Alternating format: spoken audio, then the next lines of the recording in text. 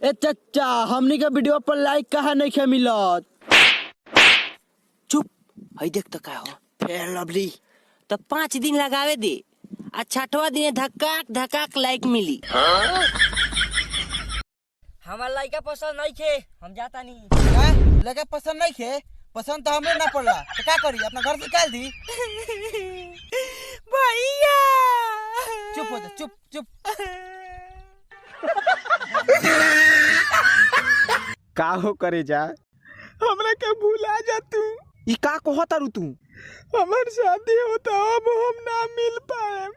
याद आई जान तो हर घड़ी घड़ी नहीं के नियो लौकत। जब मैं आई सुहाग वाली रात रे उसने चुम्मा से किया शुरुआत रे।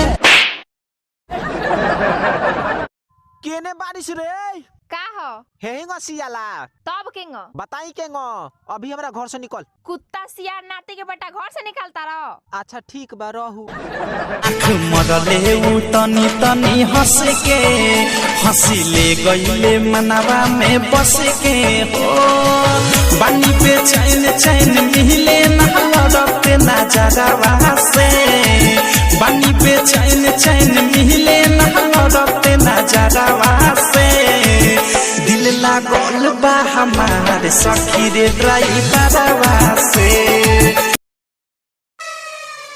ए क्या आई लव यू सैंडल देख रहे हो? कौन नंबर का है? 100 नंबर। पार्टनर तनी के अपन ख्याल रखियो सा। का भइल बा? मायू बाबू के ख्याल रखियो सा छोड़िए सब मत। बतावा ना का भइल बा? बैंक में 50,000 रुपया रखले बनी उठा लियो सा। अरे भइल का बा सवेरे से हमार पेट छोड़ता। ओ मैनू पूछे ना कोई सवाल। तू 2 दिन से काहे रास्ता घेरा तारा? उठ लागे लसुगा के छोरी गोरी रे नो। हाँ तो गोड़ों में देख ले ई कैसन लागता। डांस करी आवेला बे डांस कइला दुहाली जामा में जीतल बनी सो देख। बूटे लागल दिया बूटे लागल तक कमरा में दहा उठे लागल।